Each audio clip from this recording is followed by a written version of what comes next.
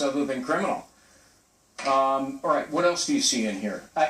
What jumped out at me, and you may have heard our last set of interviews, she seems to say very often, I can't recall, I'm not aware of that, I don't know, I didn't think about it, as if she's either, really informed or has serious memory problems. Well, I think you could put it this way, I mean, if you wanted to be generous. She was someone who was working at the very high level and was not concerned about the details of these things. Assumed everybody else would make sure the servers were secure, the emails were right. She relied on everybody else to make sure that what they were emailing her was not classified, was not confidential. So she wasn't taking ownership of that part of the equation. She was expecting others to do it that way for her and relying on her aides and others to screen those emails for her. She never deleted nor instructed anybody to delete her email to avoid complying with federal records laws or the FBI state requests for information. Pretty much the same explanation she gave for why she even created the server, which was out of convenience, and yet, as Catherine Harris pointed out, no follow-up questions by the FBI.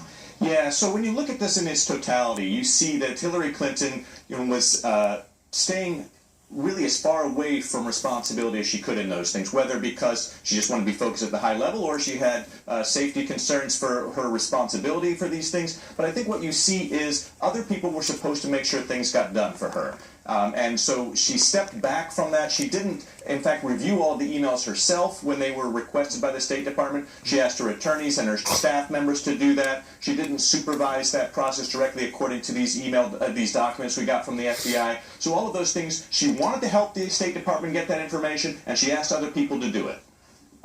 It is a crime to intentionally mishandle classified information. And I emphasize the word intentionally. And yet nowhere during the course of this interview is Hillary Clinton asked about her intent, which would seem to be a fundamental question that any lawyer or the FBI or a prosecutor would ask during one of these closed-door sessions.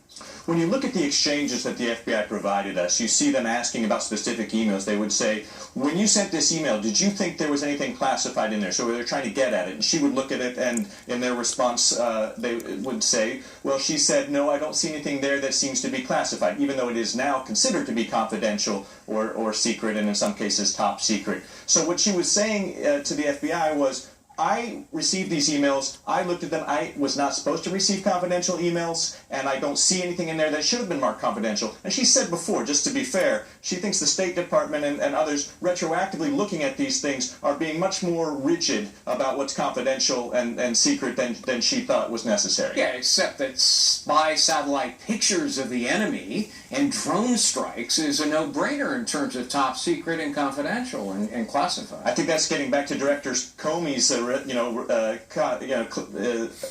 view of all of this as being reckless and careless, right? Yeah, which seems like the same thing as grossly negligent, which, by the way, is a crime. All right, thank you very much for being with us. Good to see you. We'll check in with our D.C. teams for more from the document dump just ahead, but first, word that hundreds of thousands of people are now without any power in Florida, likely a preview of what's to come for folks in Hermines Pass. That's coming up next.